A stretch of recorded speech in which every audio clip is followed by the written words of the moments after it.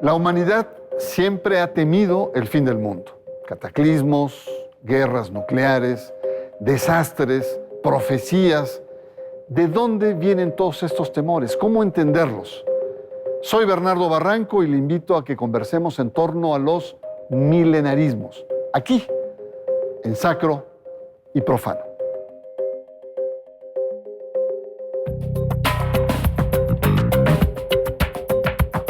El milenarismo parte de la concepción, la cual Cristo volverá a reinar sobre la tierra durante 1000 años, antes del último combate contra el mal y el juicio universal. El milenarismo cristiano se basa en el libro del Apocalipsis, que significa revelación, atribuido a San Juan. La idea de un milenio bajo el reinado de Cristo en la tierra formó parte importante de la teología de los 3 primeros siglos del cristianismo. El renacimiento del milenarismo se da en el año 1000, con las cruzadas, invasiones musulmanas y las pestes, bajo una atmósfera de fin del mundo y de un juicio final. En 1595 se publicaron las profecías de San Malaquías, que han adquirido un carácter apocalíptico, fijando la fecha aproximada del fin del mundo a través de una lista de papas. Bajo las amenazas de guerra nuclear, epidemias como el SIDA, el ébola y los desastres ecológicos se han conformado también milenarismos seculares. Le doy la bienvenida a Sacro y Profano. El tema que vamos a abordar es el de los milenarismos. Quiero presentar a nuestros invitados, agradecer la presencia del doctor Antonio Rubial. Él es doctor en historia, autor de numerosos libros. Muchas gracias por su presencia, doctor. También Carlos Garma, doctor, antropólogo, especialista en temas de antropología y religión, muchos ensayos, muchos libros. Gracias por tu presencia. Bueno, y el tema que nos plantea esta sesión es sobre todo el de los milenarismos, las preguntas, los miedos, el fin del mundo. ¿Cómo podría definir, doctor, el tema del milenarismo? Bueno, el milenarismo parte del libro del Apocalipsis, el último libro de la Biblia. Apocalipsis 20 tiene una serie de frases sobre el fin de los tiempos y sobre los 1000 años de paz y justicia e igualdad que van a venir después de que el demonio sea vencido y de que triunfe Cristo. El milenarismo tiene que ver con la segunda venida de Cristo y con una sociedad igualitaria. Un poco el Jardín de las Delicias, este famoso cuadro del Bosco, nos representa muy bien esta idea del milenarismo, todos desnudos, en un paraíso recuperado, ¿no? Donde todos, hombres y mujeres elegidos, porque son finalmente los elegidos, van a vivir 1000 años sin morir, en un reino de paz, justicia e igualdad. Claro, el milenarismo fue un tema muy conflictivo a lo largo de la Edad Media, porque finalmente estaba proponiendo una sociedad sin clases. Y esto fue lo que provocó que muchos de los movimientos sociales en la Edad Media estuvieran muy vinculados con la idea milenaria y tomaron el milenarismo como bandera. Muchos de los movimientos, por supuesto, fueron totalmente condenados por la Iglesia y fueron perseguidos sus dirigentes, y muchos de estos dirigentes pues, terminaron en la hoguera. Porque el milenarismo finalmente lo que estaba proponiendo era un anarquismo, y la Iglesia y el Estado, que eran los poderes establecidos, pues no podían tolerar esta rebelión contra lo establecido, ¿no? Entonces, un poco la idea del milenio es una idea, por eso, muy revolucionaria, ¿no? A lo largo de toda la historia de Occidente, pues, ha estado reiterándose, y creo que el tema central es este, ¿no? Un reino de igualdad y de paz en una sociedad convulsionada continuamente.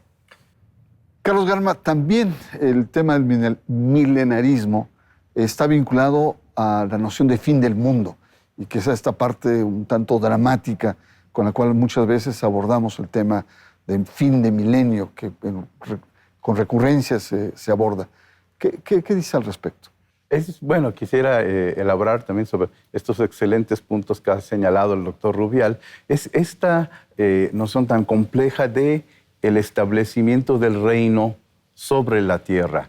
Es la cuestión de entender que es posible crear el reino sobre la tierra, en el mundo, no es establecer el reino ya después de que hayamos fallecido, ya después cuando se llega al paraíso, sino la idea de que es posible crearlo en este lugar y con nuestras propias personas. Y este es el elemento que, bueno, ha provocado profundos cataclismos, elementos de movimientos sociales muy fuertes, porque implica un cuestionamiento muy fuerte de la situación actual. Esto implica que el mundo actual merece desaparecer, o por lo menos el orden social que existe dentro del mundo terrenal es algo que merece desaparecer, que es algo que no es adecuado, que es injusto. O sea, hay toda una noción de crítica dentro de estos tipos de movimientos. Ahora, la cuestión es que muchos de ellos cambian con el tiempo. Este es un elemento también realmente interesante. Varios de estos movimientos por sí solos llegan a desaparecer porque no sobreviven las generaciones que tienen. Algunos sí logran tener un liderazgo, otros se fracturan y algunos inclusive se institucionalizan, ¿no? Hay algunos movimientos milenarios que han llegado a ser parte de la sociedad misma que estaban criticando. El caso quizá más conocido es el del mormonismo, los santos de los últimos días, que son justamente un grupo que empezó con una crítica radical, pero que terminó conformando en Salt Lake City un estado más de los Estados Unidos de Norteamérica. Un estado dentro de los estados. Sí. Muy bien, pues concluimos aquí el primer bloque. Me queda claro que el milenarismo viene, es una noción, digamos, bíblica, judeocristiana, pero por lo que ustedes han planteado a lo largo de la historia, ha sido un referente de crítica, de insatisfacción sobre la situación actual y un poco de imaginaria de pensar un mundo diferente. Vamos a una pausa, regresamos. Estamos conversando en torno a los milenarismos. Está usted en Sacro y Profano. En un momento más regresamos.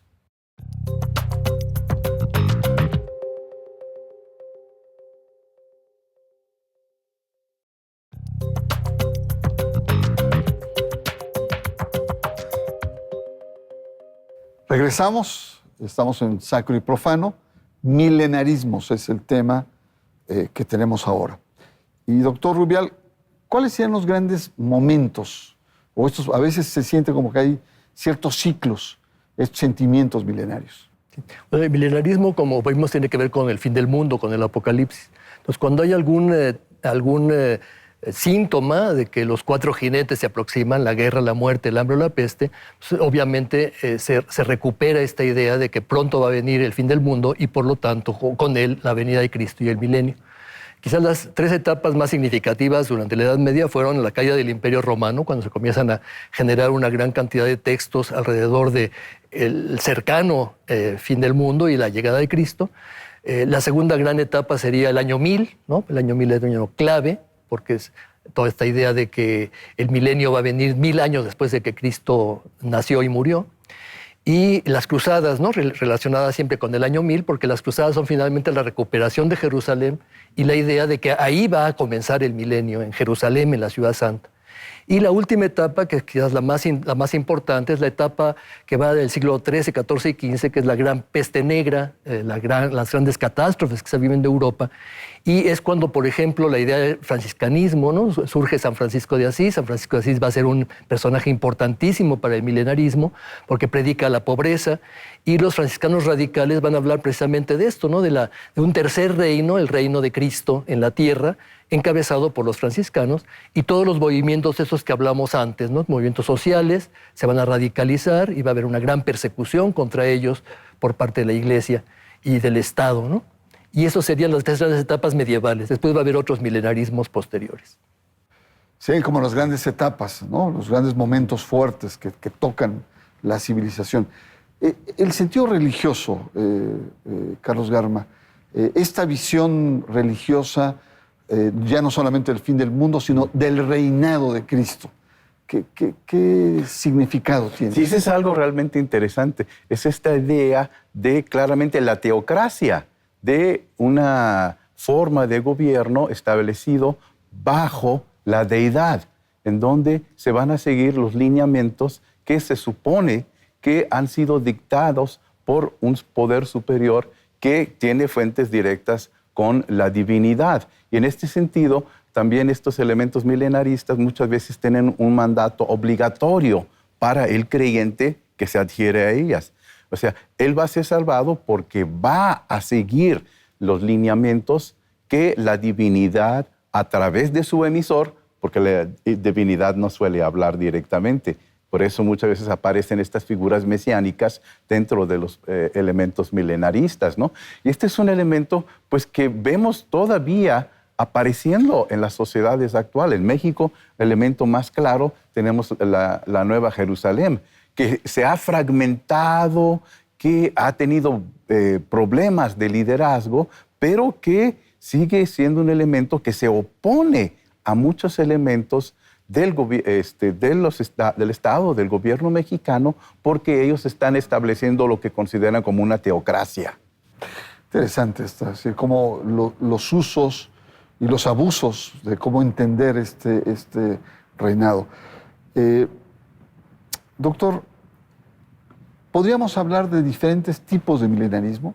Milenarismo religioso, propiamente dicho, pero después pasa al conjunto de nosotros y podemos hablar de milenarismos seculares.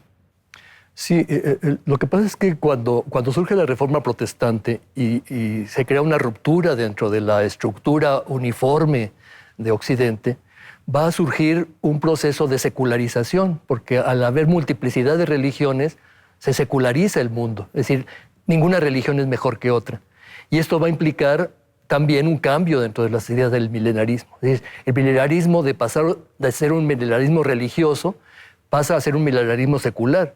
Es un poco lo que pasa en el siglo XIX con el marxismo, ¿no? Y la idea de esta sociedad sin clases, que es lo que una dictadura del proletariado, una sociedad en la cual no hay ricos y pobres, todos somos iguales, que finalmente es una idea milenaria, pero una idea milenaria sin Dios, porque el marxismo es ateo, y una idea milenaria donde la finalidad no es un fin del mundo a futuro, sino un fin del mundo aquí en la Tierra, ¿no? Entonces, este milenarismo secular, que es en el que seguimos viviendo ahora, ¿no? Esperando que este mundo se mejore y que en algún momento todos tengamos todos los beneficios de la economía, y que parecería ser algo pues, muy utópico. Carlos, ¿cómo entender entonces estas dos perspectivas? Hay un milenarismo propiamente religioso que ha dado movimientos contestatarios incluso muy fuertes, pero momentos como la amenaza de la guerra nuclear, amenazas sociales o enfermedades como el SIDA, el ébola ahora que está muy de moda. ¿Cómo sacude en la imaginaria colectiva secular esta idea del fin del mundo, esta idea de un juicio final de la historia? Sí, uno encuentra elementos de movimientos que mezclan diferentes aspectos, tomando elementos de diferentes formas globales para expresar nuevos tipos de milenarismos que están surgiendo, que son en algunos casos completamente novedosos. Uno que claramente viene a la mente es el movimiento del Estado Islámico, ¿no?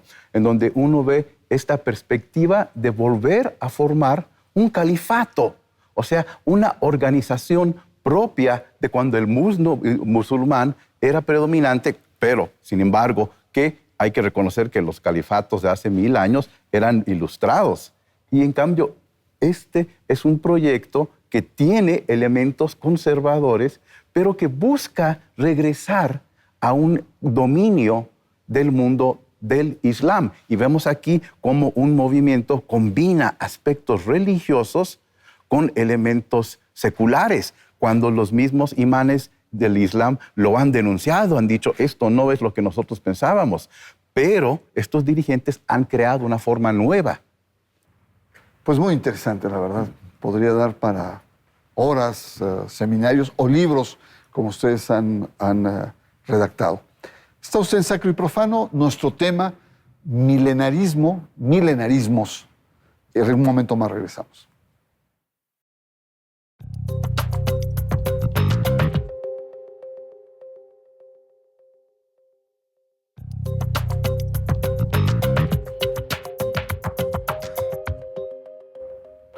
Está usted en Sacro y Profano. Regresamos con el tema del milenarismo, que está muy presente, como todos sabemos, en la cultura, en el arte, en la literatura, en la fantasía, en el cine, toda esta idea del apocalipsis.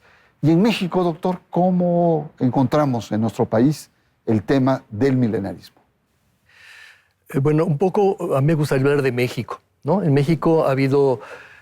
tenemos una fuerte carga milenarista desde la llegada de los franciscanos. Los franciscanos trataron de instaurar un reino milenario con los indios, un reino en el cual obviamente ellos eran los dirigentes del milenio. Después es un milenarismo muy pesimista porque finalmente los indios estaban muriendo, ¿no? Una segunda etapa es precisamente el surgimiento del culto guadalupano. La Virgen de Guadalupe es una imagen apocalíptica, ¿no? Es la mujer vestida de sol. Y los criollos crearon esta idea de que la Virgen de Guadalupe iba a crear en México un reino milenario, un reino de paz, no de justicia ni de igualdad, pero sí de paz, ¿no?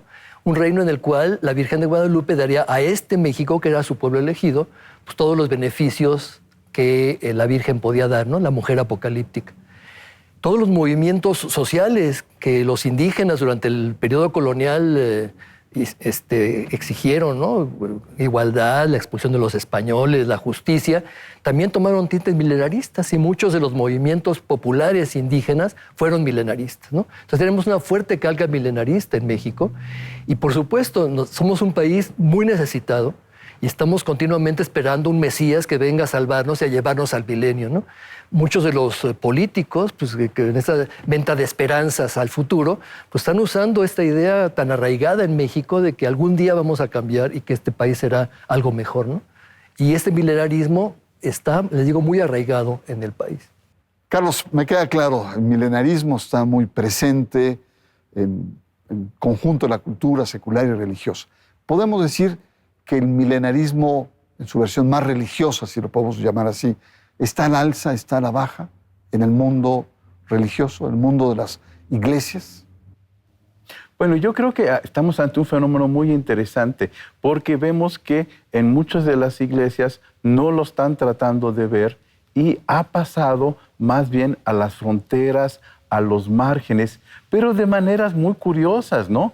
Mientras que no es un elemento que en la mayor parte de las iglesias se señalan, ha permeado profundamente la cultura popular, como señalabas hace un momento. O sea, uno ve continuamente espacios donde aparecen en novelas, en el cine, en algunos casos inclusive en televisión, estas manifestaciones.